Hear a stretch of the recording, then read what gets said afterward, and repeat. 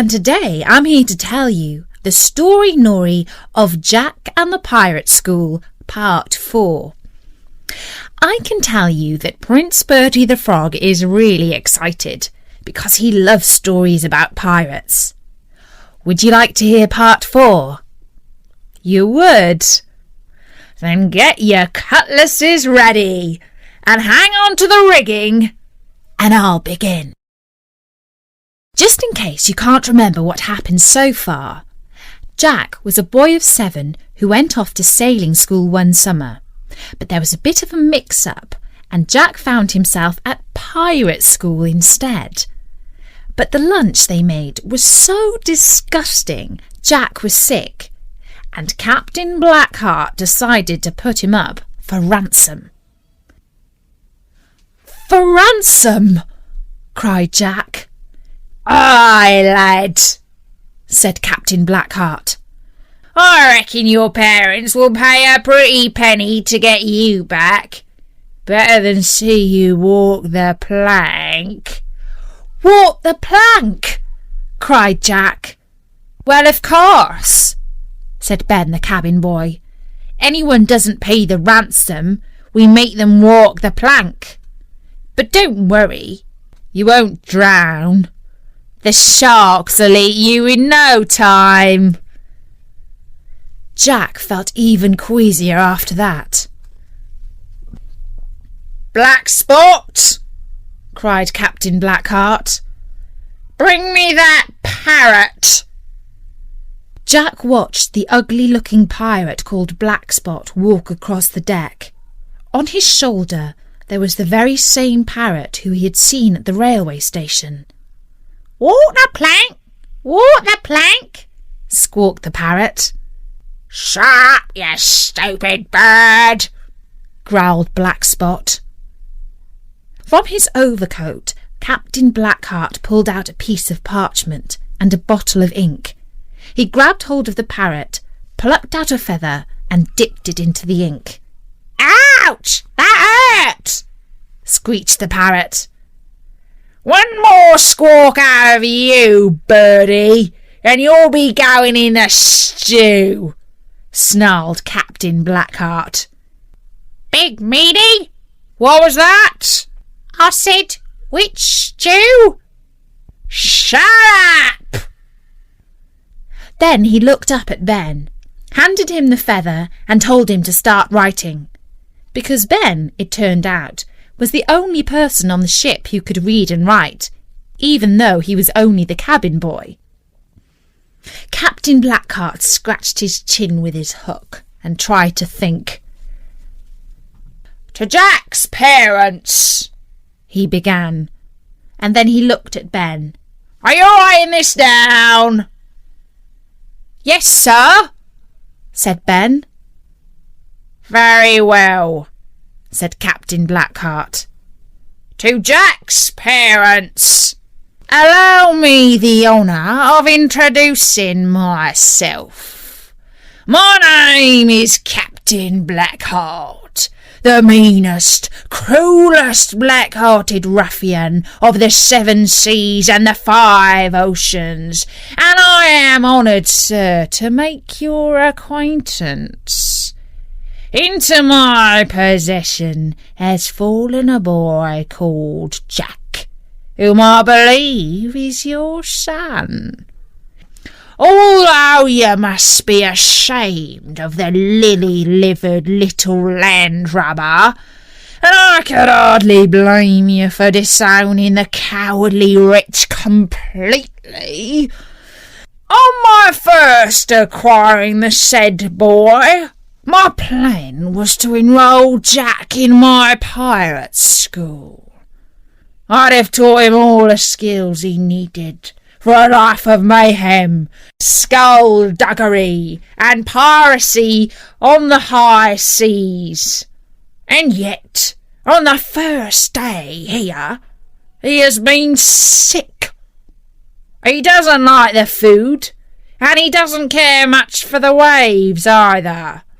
In short, I am forced to conclude that he is nothing but a lily-livered landlubber. Therefore, I have no use for him. I will return him to you for a ransom of £1,000,000, paid in gold bullion or treasure. If we have not received our money in 7 days, then Jack will be forced to walk the plank, and you will never see him again. Yours, in dastardly anticipation, Captain Blackheart. P.S. If you happen to have a spare treasure map, send that as well. Have you got that, lad? He said, looking towards Ben. Indeed I have, Captain, said Ben. But, started Jack. Be quiet, growled Captain Blackheart. Be quiet, be quiet, be quiet, squawked the parrot. Silence! Roared Captain Blackheart. He folded up the letter, pressed a seal of a skull and crossbones onto it, and handed it across to the parrot. Now then, deliver that to Jack's parents, you useless bird, he said, and the parrot flapped his wings and flew away. Oh no, thought Jack, as Ben led him down to the galley. What's Dad going to say when he gets that? I'm in trouble now. The wind was blowing hard, and the ship was rocking from side to side. Jack lay down in the hammock in the cabin. He suddenly remembered what Dad had said to him about not being captured by pirates while he was away at pirate school. And Jack had said not to worry, he'd just fight them with his cutlasses. Oh no, thought Jack. Maybe I shouldn't have said that. Now they're going to make me walk the plank, and the sharks will eat me. Now it took the parrot quite a long time to fly all the way to Jack's house. That was partly because there was a storm blowing across the ocean, and partly because the parrot wasn't very fast. But mainly because he kept stopping for little snacks along the way. Still, finally he got there. And when the parrot arrived, he could see Jack's 6 sisters, and they had just organised a tea party for their dolls in the garden. The parrot dropped down to the ground with the letter in its beak, and all the sisters flapped around, shouting and squeaking. I'm looking for Jack's dad, said the parrot. And whilst he was at it, he grabbed a bit of the doll's cake and ate it all up. One of the little girls rushed inside, shouting, Dad! Dad! There's a parrot here to see you! But Jack's dad thought it was just a joke.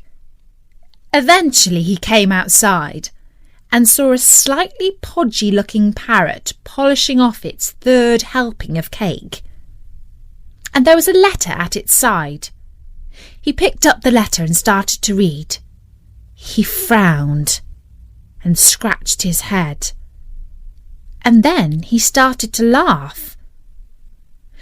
It says that Jack's been captured by pirates and is being held to ransom, he said. Oh, that's just Jack with his silly pirate games, said one of his sisters.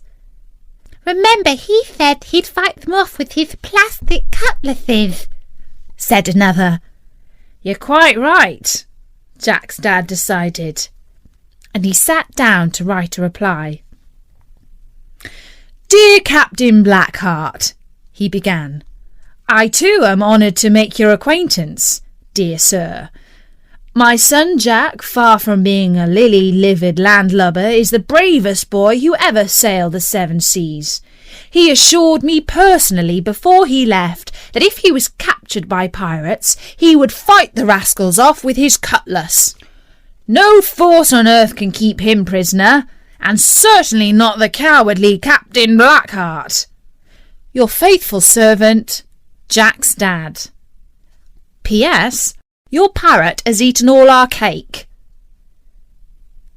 And when he was finished, he handed the letter across to the parrot. Now, take that back to the captain, fatso bird, he said, and don't delay. The parrot flapped its wings, but was finding it quite hard to fly on account of all the cake it had just eaten. He flew across the land and then over the seas, until finally he landed on Captain Blackheart's pirate ship. "Ah!" cried the captain. "So you've returned, my pretty bird. Let us see how soon that stupid boy's father plans to pay us our treasure." Jack was already hard at work scrubbing the floor of the ship. He watched as Captain Blackheart handed the letter to Ben, because he was the only person who could read it. And Ben started to read. "Dear Captain Blackheart," he began, "I too am honoured to make your acquaintance, dear sir. My son Jack, far from being a lily-livered landlubber, is the bravest boy who ever sailed on the seven seas. He assured me personally before he left that if he was to be captured by pirates, he would fight the rascals off with his cutlass." "Oh no," thought Jack. "I was only joking." And he could see Captain Blackheart growing redder and redder and redder, as if he was about to explode. "No force on earth can keep him prisoner, and certainly not the cowardly Captain Blackheart," continued Ben. "Your faithful servant, Jack's dad." There was a silence on board the ship. All the pirates were standing still, looking at the deck, and all you could hear was the rustling of the wind in the sails, whilst Captain Blackheart turned red, then green, then purple. "Prepare the plank!" he roared suddenly, and he looked at Jack. "Your father has gravely insulted this ship, sir," he snarled, "and 1 week from today you will walk the plank." And that's the 4th part of Jack and the Pirate School. So hang on for the next part. It's coming soon. I do hope Jack's going to be okay.